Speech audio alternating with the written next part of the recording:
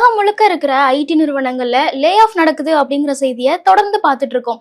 அந்த வகையில தான் மைக்ரோசாஃப்ட் நிறுவனம் இப்போ அவங்களோட குளோபல் ஒர்க் ஃபோர்ஸ்ல இருந்து கிட்டத்தட்ட 3% எம்ப்ளாயிஸை லே ஆஃப் பண்ண போறதா ஒரு தகவல் வெளியாயிருக்கு.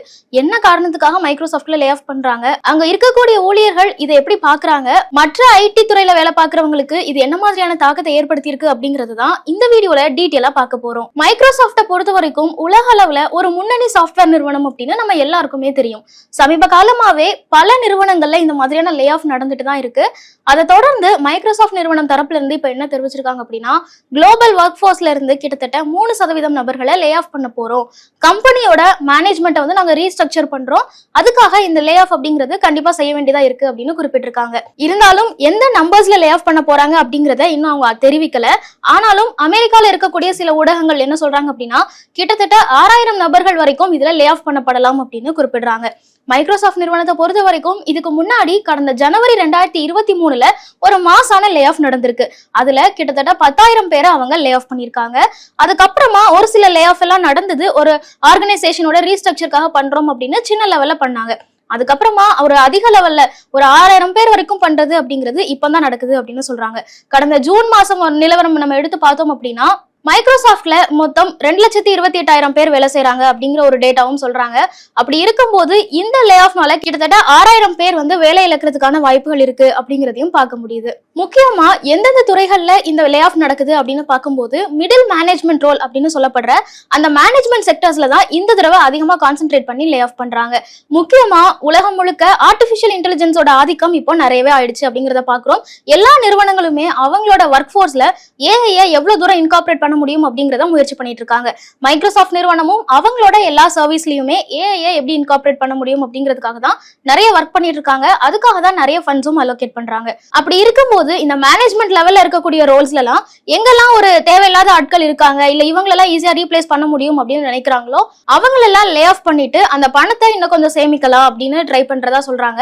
அது மட்டும் இல்லாம சரியா வேலை செய்யாத எம்ப்ளாயிஸ் யாராவது இருக்காங்க அப்படின்னா அவங்களையும் கவனிச்சு அவங்களையும் லே ஆஃப் பண்றதா சொல்றாங்க. அது மட்டும் இல்லாம சமீபத்துல மைக்ரோசாஃப்ட்ல ரீஹயர் பேன் அப்படிங்கறதையும் இன்ட்ரோடியூஸ் பண்ணிருக்காங்க. அது என்ன ரீஹயர் பேன் அப்படின்னா, இப்ப யாரையாவது லே ஆஃப் பண்றாங்க அப்படின்னா அடுத்த 2 வருஷத்துக்கு அவங்களால மைக்ரோசாஃப்ட்ல ஒரு ரோலுக்கு இன்டர்வியூ அட்டென்ட் பண்ண முடியாது. திருப்பி 2 வருஷத்துக்கு கண்டிப்பா அவங்கள ஹையர் பண்ணவே மாட்டாங்க. சோ இதுதான் ரீஹயர் பேன். இது நிறைய கம்பெனிஸ்ல இருக்கும், ஆனா மைக்ரோசாஃப்ட்ல இப்பதான் இதை இன்ட்ரோடியூஸ் பண்ணிருக்காங்க. இது மட்டும் இல்லாம இவங்க எப்படி லே ஆஃப் பண்றாங்க அப்படின்னு பார்க்கும்போது, கூகுள், அமேசான் மாதிரியான நிறுவனங்கள்ல என்ன நடைமுறை பின்பற்றுறாங்களோ அதே மாதிரிதான் இங்கேயும் சரியா வேலை செய்யாத, இல்ல இவங்களை லே ஆஃப் பண்ணிடலாம் அப்படின்னு நினைக்கிற எம்ப்ளாயிஸை எல்லாம் தேர்ந்தெடுத்து அவங்களுக்கு 2 ஆப்ஷன் தராங்க. ஒண்ணு, அவங்க உடனே ரிலீவ் ஆகணும், அவங்களுக்கு ஒரு 3 மாசத்துக்கான அவங்களோட சேலரி பேக்கேஜை கொடுத்து அவங்கள லே ஆஃப் பண்ணி அனுப்புவாங்க. இது ஒரு ஆப்ஷன். இல்லனா அவங்க பெர்ஃபார்மன்ஸ் இம்ப்ரூவ்மெண்ட் பிளான் அப்படின்னு சொல்லப்படுற PIP அப்படிங்கறத தேர்ந்தெடுக்கலாம். அதுல அவங்களுக்கு ரொம்ப விகரஸான ட்ரைனிங் எல்லாம் கொடுப்பாங்க.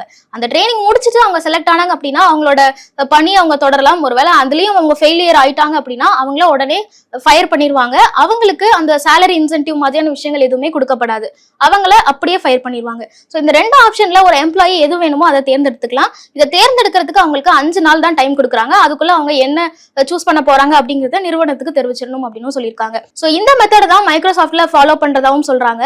அது மட்டும் இல்லாம முக்கியமான ரோல்ஸ்ல இருக்கிற ஒரு சிலர் அவங்களோட லிங்க்டின்ல, ரெடிட் மாதிரியான தளங்கள்ல எல்லாமே அவங்களோட எக்ஸ்பீரியன்ஸை ஷேர் பண்ணியிருக்காங்க. அவங்க எப்படி ஃபயர் பண்ணப்பட்டாங்க, அதுக்கப்புறம் அவங்க அதை எப்படி ஃபேஸ் பண்ணாங்க அப்படிங்கறத.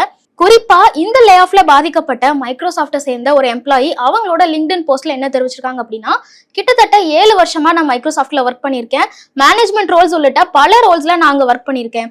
ஆனா சடனா லாஸ்ட் மினிட்ல ஒரு கால் பண்ணி உங்களை நாங்க லே ஆஃப் பண்றோம் அப்படின்னு சொல்லும் போது எனக்கு ரொம்ப ஷாக்கிங்கா தான் இருந்தது. இதை நான் எப்படி கடந்து வர போறேன்னு தெரியல.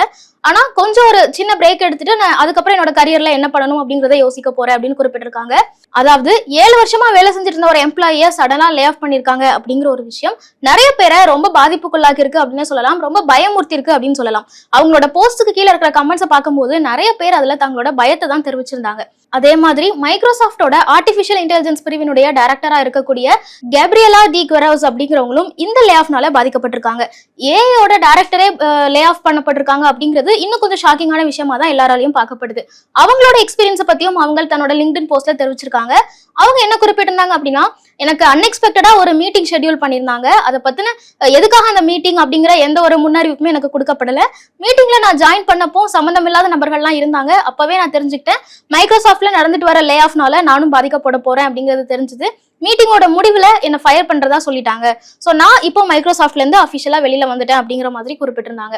ஐடி துறையில பல ஆண்டுகளா இந்த மாதிரி இருந்தவங்க, உயர் பதவியில இருக்கிறவங்க கூட இப்படி லே ஆஃப் பண்ணப்படுறது அப்படிங்கிறது ஒரு சாதாரண ரோல்ல ஐடில வேலை பார்க்கறவங்களா இருக்கட்டும், இல்ல ஃப்ரெஷரா ஐடில ஒர்க் பண்றவங்களா இருக்கட்டும், எல்லாரையுமே ரொம்ப பயத்துக்குள்ளாக்கிருக்கு அப்படின்னே சொல்லலாம். நீங்க ஐடி துறையில வேலை செய்யற நபரா இருந்தா உங்களோட எக்ஸ்பீரியன்ஸ் எப்படி இருக்கு அப்படிங்கறத கமெண்ட்ஸ்ல சொல்லுங்க. மேலும் ஈடி தமிழ் சேனல்ல வரப்போகும் பிசினஸ் மற்றும் அது ரிலேட்டடான வீடியோவை பார்க்க உடனே கீழே இருக்க சப்ஸ்கிரைப் பட்டனை கிளிக் பண்ணுங்க.